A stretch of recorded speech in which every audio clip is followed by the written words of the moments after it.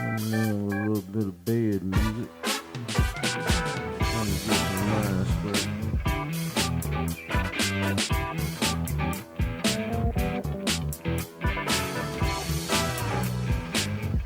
Oh, the one big drummer. I got a drum set. I love playing on it. Kind of bringing this on down. But boy, we got a wild one for you today, guys. This is the one I've been waiting on to tell. So I got to do some background history on this. If the guys, have y'all haven't gone and watched the one when I got basically held up and almost robbed, y'all not gonna know the story of the vehicle I had. So we basically got the heads off the IROC, and I got something a little low profile, and it was a Toyota Cressida, and I'm telling you what, it was 4 door.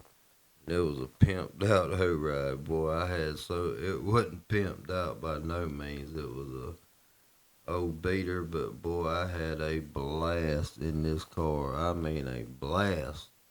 And we just all acted a daggone fool in it, and just everything. So let me lay the backstory to this here. Um, I'm 16. That little incident happened.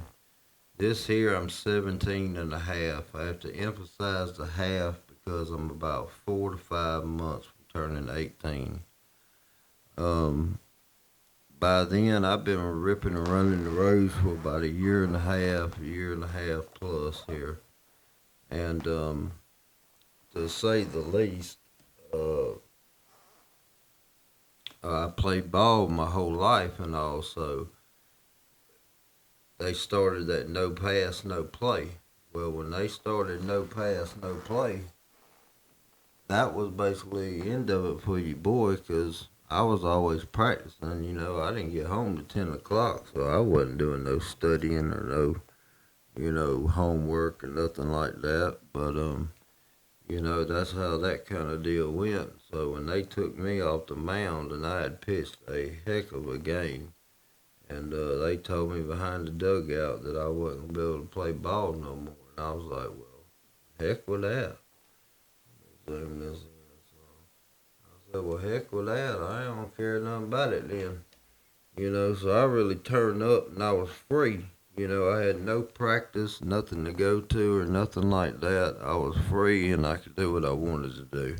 And I never felt that before, so I really just kind of turned it up big time then. And I ended up becoming the plug out here. If you wanted any kind of green, you had to get it from me. And I didn't even know I was, the so called weed dealer out here. Now, this is back in the uh, mid early 90s.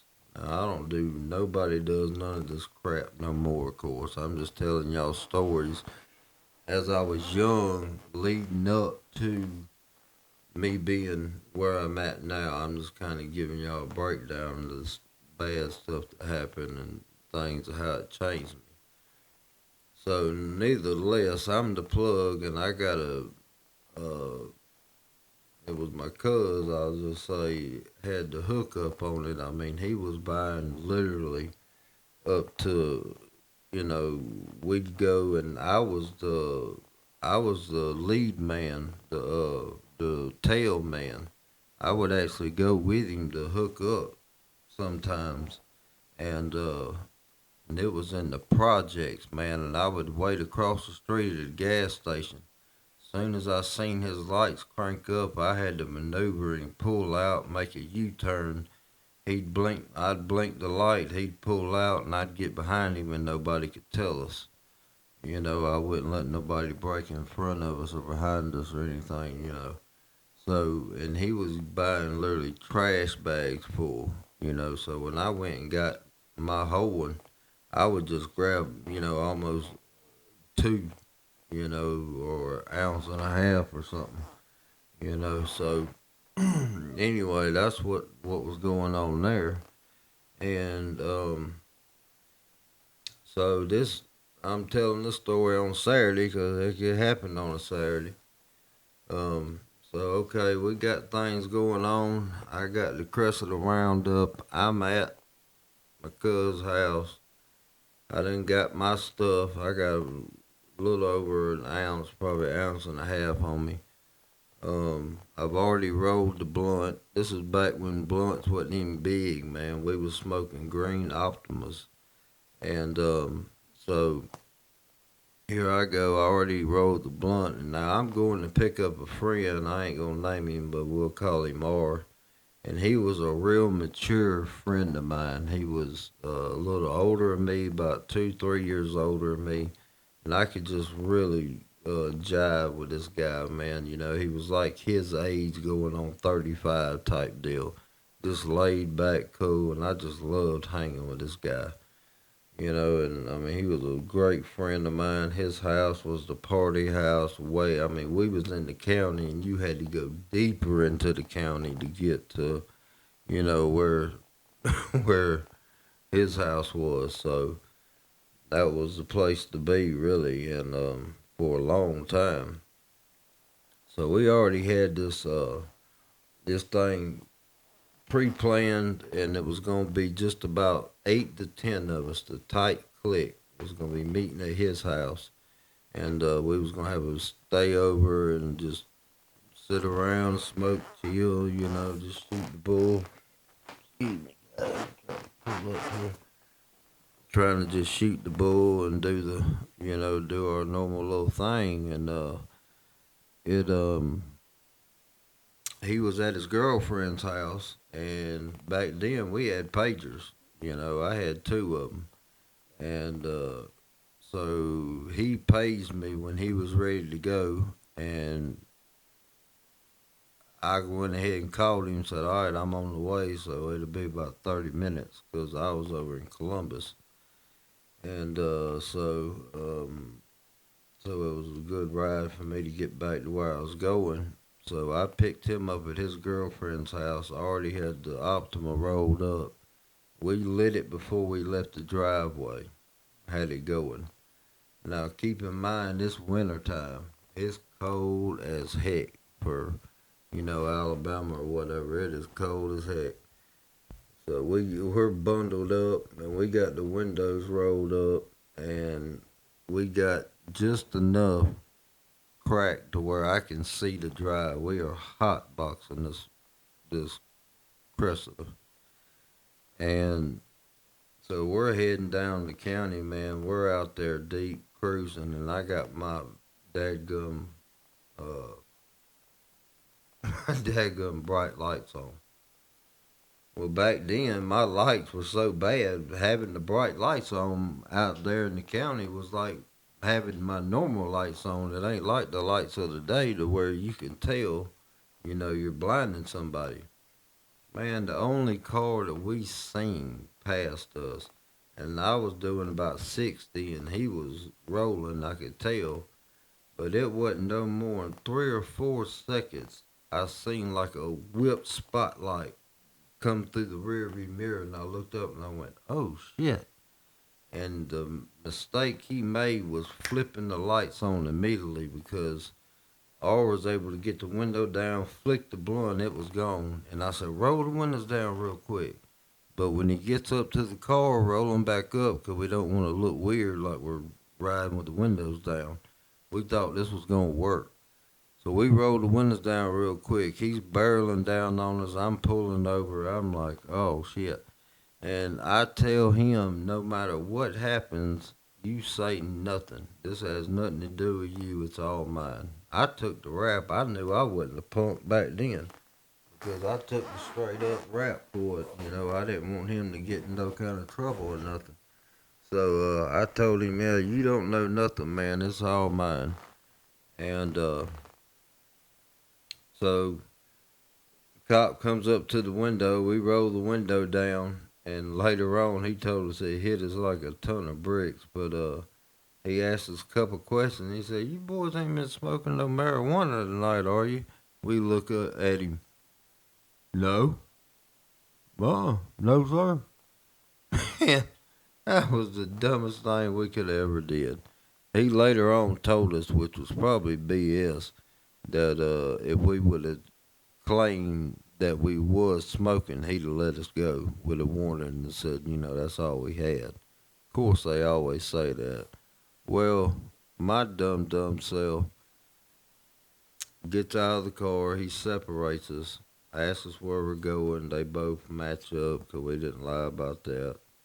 And so he pats me down.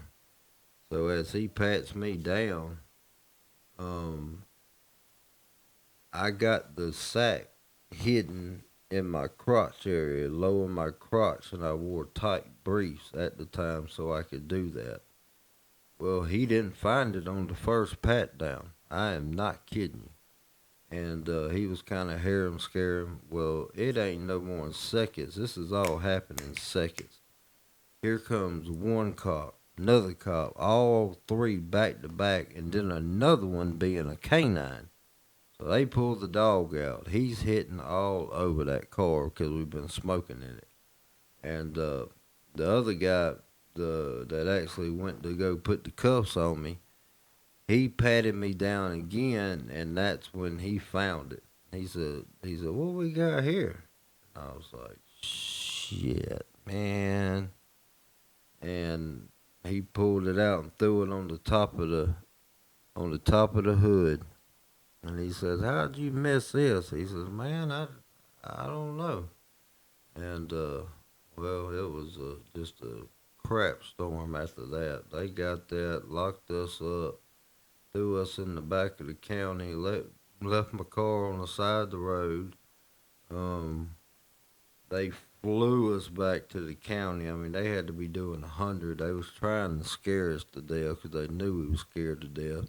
They made us wait out in the cold. I mean, it was freezing.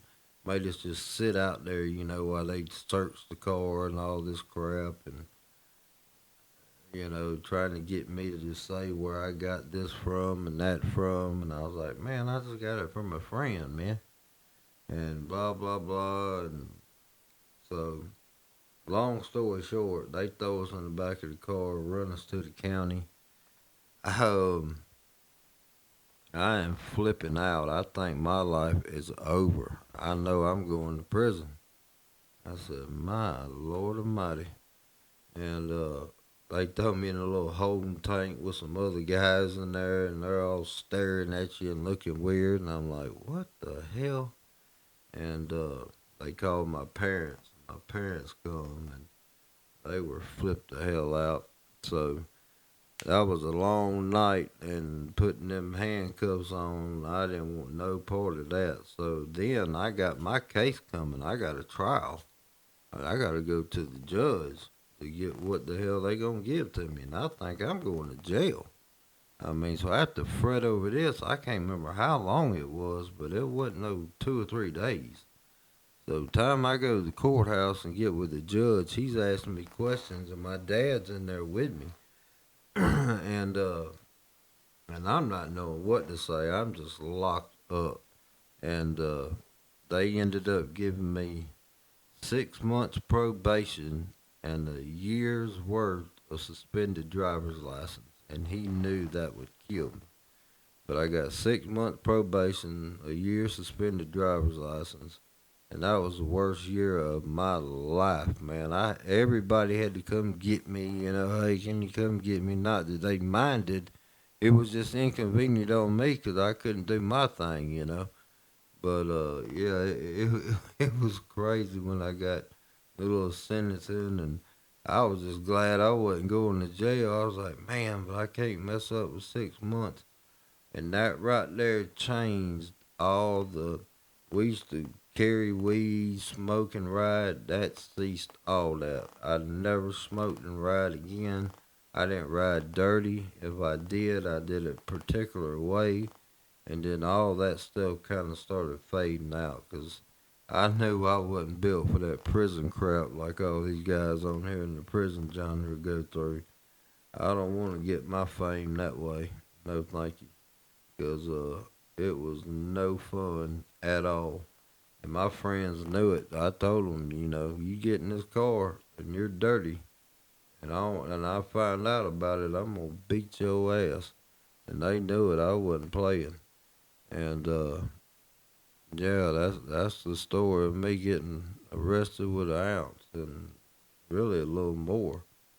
And I went to my first probation. They showed me all these gory, bloody pictures of real crime scenes, like people that put a 12 gauge to the head. I was like, man, that's some nasty crap there, man. I'm just an idiot. You know, you can't, they ain't even recognizable. They ain't even got a face or head and all. It was pretty crazy, man. It was a wild deal, and it definitely changed me and how I just I never wanted to break the law after that. You know, I had to be so smooth the way I did it. And then later on, y'all find out I turned 21 to get my CDL, and I cancel all that kind of crap. But yeah, I still got another story to tell after this. That let's see, 16, that's 17. The rest is see what the deal is about the close to 18. If I was 18, I'd have been of age, and they could have arrested my ass. I could have really got in some serious trouble. And that's I separated from R that night. Never seen him again. It completely ruined our relationship. I don't even know what happened to him. I don't think he got in too much trouble because I took the whole route. I told him he had nothing to do with it. I picked him up. This is my whole plan. We're just going to his house. So yeah, that was bad running our relationship like that. It sucked. And yeah, like I said, he was a real cool cat, man. Just somebody you could really just hang out and kick it, and yeah, I really liked him, man. And yeah, and then after that, I got one that yeah, I almost thought I was kidnapped in a cab in Houston when I was going to school at School of Automotive Machinists. That'll be the next story, but that's when I'm up in my 30s. But yeah, I had to draw down on a cab driver I thought was kidnapping me like that Denzel movie. That's gonna be another wild story. But anyway, I wanted to get this one out to you, see what y'all think about that. Yeah, I was scared of the old city bracelets. After that, I didn't want no part of it. So I had to tighten my butt up quick, fast, and in a hurry. So, all right, guys, I wanted to tell you that there's a lot more detail, but man, it'd take me forever, and I'd have to think about it. There'll be more stuff coming to my head after I shut this off. Anyway, I wanted to get that out there and get y'all something out there. I'm hoping this sounds okay. I've been messing with the sound about the whole time, but sorry, I'm having to play with it. But I want to get that out there to my guys. Thanks for my subscribers, my new subscribers. I hope I can get me some more sooner or later. Uh, I'd really appreciate it. I appreciate all the support. Uh, just keep praying for me. Hope I get something going. Anyway, it's your boy John Boy, man, and I will see you. Bye.